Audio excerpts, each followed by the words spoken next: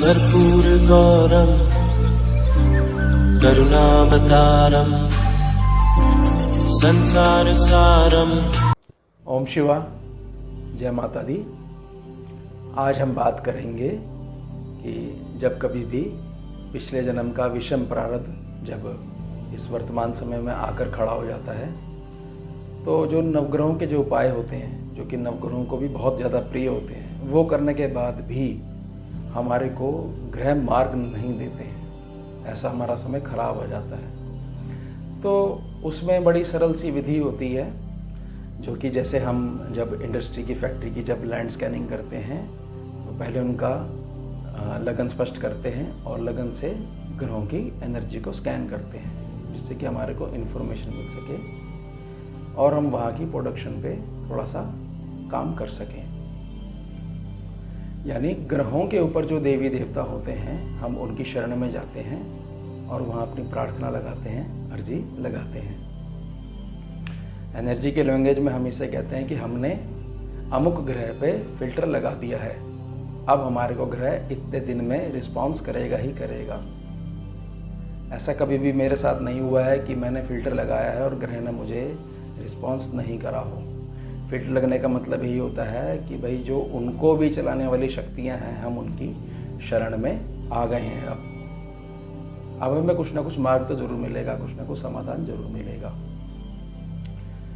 देखिए, इसमें बड़ी सीधी सी सरल सी विधि मैं आपको सिखाना चाह रहा हूँ। हमारे पास बहुत सारे फिल्टर होते हैं,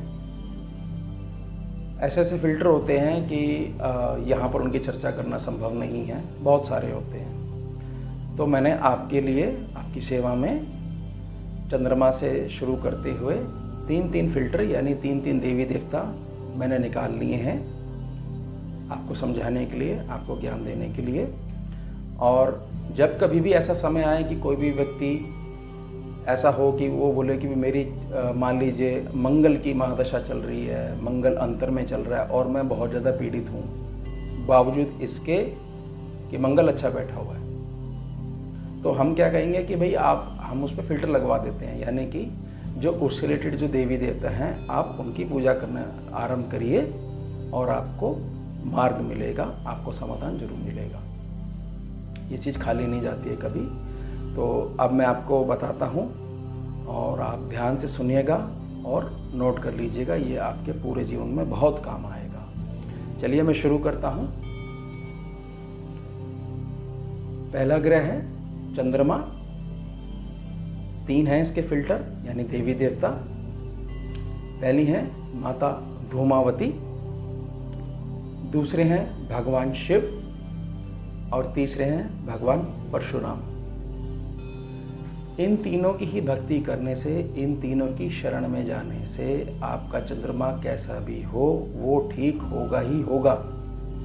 समय जरूर लगेगा, एकदम चमत्कार नहीं होता है, लेकिन जो मार्ग नहीं मिल रहा, आपको परेशान हो चुके हैं, आप कुछ समझ में नहीं आ रहा, वही चीज़ कोई दूसरा कर रहा है, उसको एकदम लाभ हो रहा है, आप वो चीज़ कर रहे हो, कुछ भी नहीं हो पा रहा।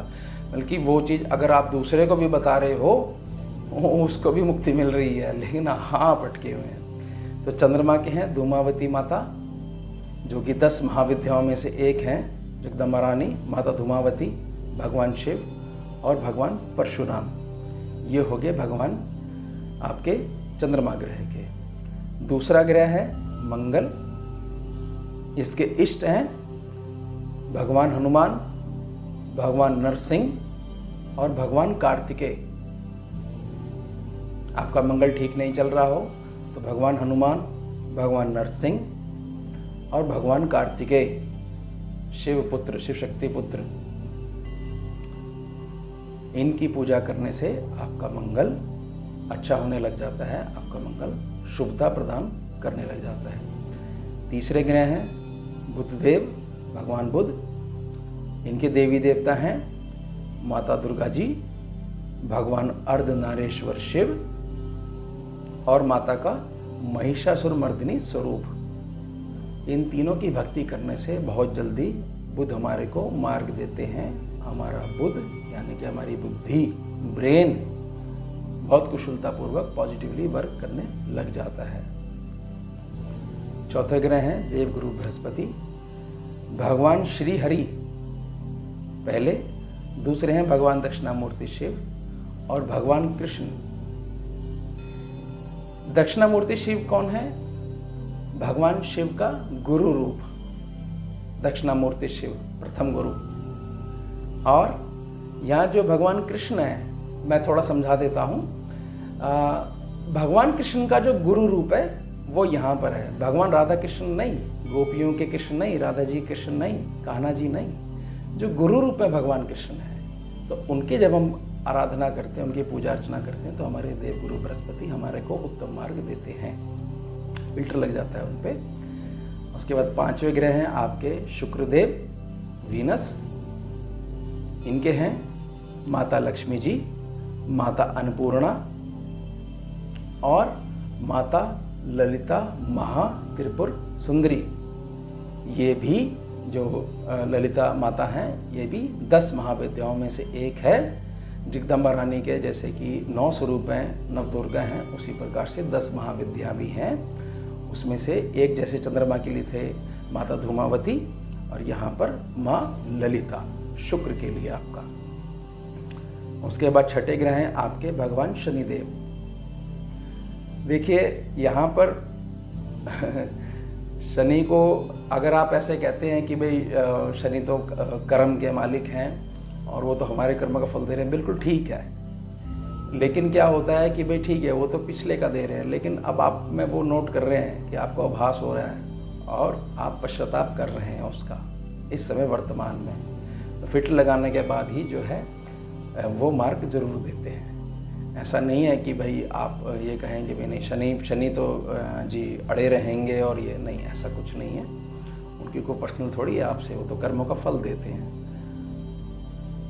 तो यहाँ पर हैं भगवान राधा कृष्ण, और इसको मैं थोड़ा समझा देता हूँ। जब राधा रानी के नाम का जाप करा जाता है, राधा प्रेमी जब जाप करते हैं, तो भी मैंने शनि की जो एनर्जी है वो बहुत पॉजिटिवली बढ़ते हुए देखा है। तो भगवान राधा कृष्ण का जाप आप करिए, राधा कृष्ण जोड़े से। वहाँ पर जो थे भगवान कृष्ण अकेले थे, वो गुरु रूप में थे। राधा उनके अंदर समाहित थी, अनाहत में थी, उनके हृदय में विराजमान थी, शक्ति उनके साथ ही चलती है। लेकिन यहाँ पर अब सामने भगवान राधा कृष्ण जोड़े से, मंदिर में जाकर भी आप पूजा अर्चना कर सकते हैं। और भैरवनाथ के आगे दिया जलाने से भी शनिवार जब दिया जलाया जाता है, मंगलवार और शनिवार जब दिया जलाया जाता है, तो बहुत अच्छे तरीके से हमने उसमें पॉजिटिव रिजल्ट्स देखे हैं शनि ग्रह के संदर्भ में। और उसके बाद छाया माता। भगवान शनि का जब भी हमने स्टडी करी है, तो उसमें शनि भगवान को बहुत दुख होता है जब वो कर्मों का फल देते हैं। ठीक है, ये कहा जाता है बड़े क्रूर हैं, ठीक है, नहीं, बहुत सॉफ्ट है हृदय से। उनको बहुत दुख होता है कि मुझे ये फल देना पड़ रहा है, उनकी मजबूरी होती है। लेकिन जो उनकी माता हैं, छाया माता हैं, जब हम माता रानी का जाप करते हैं, छाया माता, ओम छाया माता नमो नमः, ओम छाया माता नमः का जाप करते हैं, तो भगवान शनि अलग से हमारे को मार्ग देते हैं। जीवन में ऐसी परिस्थितियां बना देते हैं कि हमारे को उसमें से बाहर निकलने के बहुत सारे शुभ अवसर प्राप्त होते हैं। आप जरूर करिएगा, शनि की दशा अगर चल रही हो तो छाया माता का जाप। और उसके बाद है 7वें भगवान सूर्य नारायण। यहाँ पर श्री राम, भगवान श्री राम की पूजा अर्चना, जो आपके पूर्वज हैं, जैसे कि मैंने पिछली वीडियो में जो पूर्वजों का जो समझाया था आपको, पूर्वज हैं और जो कुल के देवी देवता हैं। अब कुल के देवी देवता कौन होते हैं? देखिए, वो तो आपको पता होगा कुल के देवी देवता कौन होते हैं। कुंडली से जब देवी देवता निकाले जाते हैं, उस पर मैं वीडियो बनाऊंगा, आगे आपको ज्ञान दूंगा कैसे होते हैं। जो कुल के देवी देवता हैं, प्रायः उनका क्या रोल रहता है कि जब भी आपके यहाँ कुछ भी अनिष्ट होने वाला है और अगर उनको पर्याप्त मान सम्मान, आदर सम्मान सब मिल रहा है, उनकी जोत जल रही है, तो वो उस संकट को दूर करते ही करते हैं। आपके घर में जब भी शुभ काम होगा तो सबसे पहले जैसे विवाह होगा तो सबसे पहले आपके कुल के जो भी देवी देवता हैं, मान लीजिए किसी के हनुमान जी हैं, किसी के माता जी हैं, वो कुल के हैं, तो सबसे पहले उनका पूजन होगा, उसके बाद ही कोई भी मांगलिक कार्य आरंभ होगा। ये ध्यान रखिएगा। तो आपको पता होना चाहिए कुल के देवी देवता कौन है। भगवान सूर्य मजबूत होते हैं, भगवान सूर्य मार्ग देते हैं। पूर्वजों का आदर करने से, भगवान श्री राम की भक्ति से आपका सूर्य बहुत मजबूत होता है। सूर्य का मजबूत होना बहुत ज़रूरी है, आत्मा है वो। उसके बाद राहुदेव, माता सरस्वती, माता कामधेनु, गौ कामधेनु, और इनकी माता, स्वयं की माता, माता सिंहिका। माता सरस्वती का एक बहुत ही प्यारा स्तोत्र आता है, श्री नील सरस्वती स्तोत्र।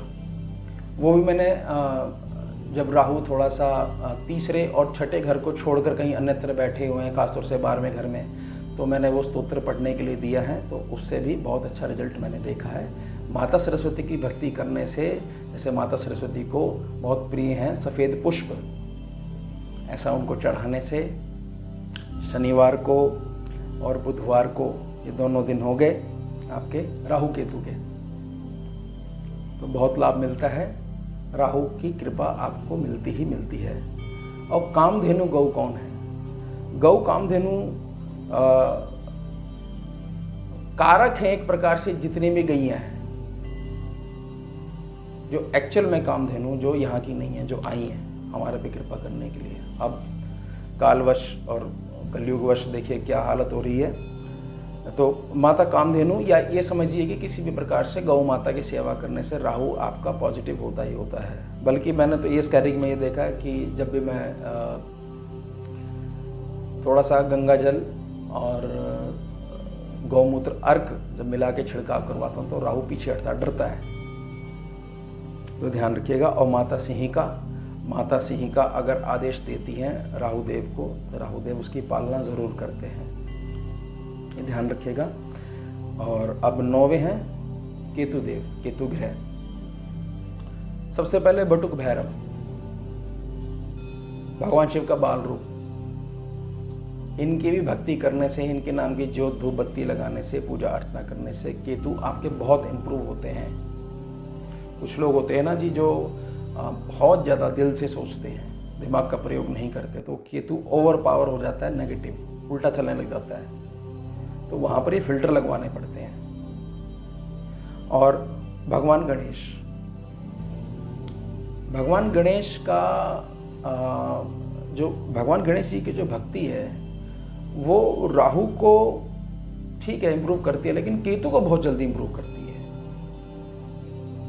आश्चर्यजनक रूप से केतु को इम्प्रूव करती है भगवान गणेश की जब आराधना करी जाती है। संकट नाशन गणेश स्तोत्र आता है, उसको भी आप पढ़ सकते हैं, तो भी एक प्रकार से फिल्टर का ही काम करेगा, क्योंकि यहाँ पर केतु देव के जो इष्ट हैं गणेश जी हैं, वो उनका ही स्तोत्र है।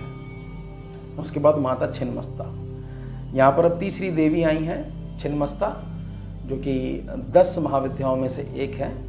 3 देवियों का जिक्र हो गया यहाँ पर। माता छिन्नमस्ता, पहली थी धूमावती हमारे पास माता रानी, और उसके बाद ललिता माता, और अब माता छिन्नमस्ता। और छिन्नमस्ता में माता रानी की आराधना कर सकते हैं, प्रार्थना कर सकते हैं। और 12 नाम स्तोत्र आता है माता रानी का, और वो पढ़ने से केतु बहुत जल्दी इम्प्रूव होते हैं, बहुत जल्दी पॉजिटिव होते हैं। अगर आपके पास छिन्नमस्ता माता का स्तोत्र नहीं है, आपको उपलब्ध नहीं हो पाता है, तो आप मुझे व्हाट्सएप कर दीजिए, मैं व्हाट्सएप के माध्यम से आपको भेज दूंगा ये वाला स्तोत्र। और जो राहु के जो थे श्री नील सरस्वती स्तोत्र, यानी कि श्री नील सरस्वती स्तोत्र और 12 नाम स्तोत्रम माता छिन्नमस्ता के पढ़ने से राहु केतु बहुत जल्दी इम्प्रूव होने लग जाते हैं, ठीक होने लग जाते हैं। तो ये आज आपने सीख लिया कि भाई ग्रहों से अगर पार पानी है और ग्रह मार्ग नहीं दे रहे हैं तो कौन कौन से देवी देवता होते हैं, तो उनकी शरण में जाने से वो फिल्टर की तरह काम करते हैं। छलनी आ जाती है, जो एक्स्ट्रा एनर्जी होती है उसको हटा देते हैं, पॉजिटिव एनर्जी आप तक पहुंचा देते हैं। और अगर आपने कुछ भी इस विषय में और अधिक जानना है और भी फिल्टरों पे चर्चा करनी है, कोई बोले कि भाई हमारे वहाँ पर तो इनका मंदिर नहीं है या ऐसी स्थिति नहीं है, गौ सेवा नहीं हो सकती, तो और फिल्टर भी मैं आपको बता दूंगा। और इसमें एक बात ध्यान रखिएगा कि ऐसे मत करिएगा कि भाई ठीक है अब तो हमने उनके पास अर्जी लगा दी। वो हमेशा मैं कहता हूँ कि आपकी भावना और आपका वर्तमान का जो कर्म है वो बहुत ज़्यादा इम्पोर्टेंट है। आप खुद बदलाव चाहते हैं या नहीं चाहते, या केवल बस एक हमने उपाय कर लिया उसके बाद हमारे को हम कर्म निषेध हो गए, क्योंकि हमने कर्म नहीं करेंगे बस अब हम जो कुछ होना अपने आप होगा। देखिए अपने आप तो कुछ भी नहीं होता है, लेकिन फिर भी जैसे ये नवग्रह हैं, नवग्रहों के ऊपर जो 3 देवी देवता मैंने आज आपको बताए हैं, इनकी शरण में जाने से, इनकी पूजा अर्चना करने से, इनके पास अर्जी लगाने से मंगल होता ही होता है। ओम शिवा, जय माता दी। सारम भुजगेन्द्रहारम कर्पूर गौरम करुणावतारम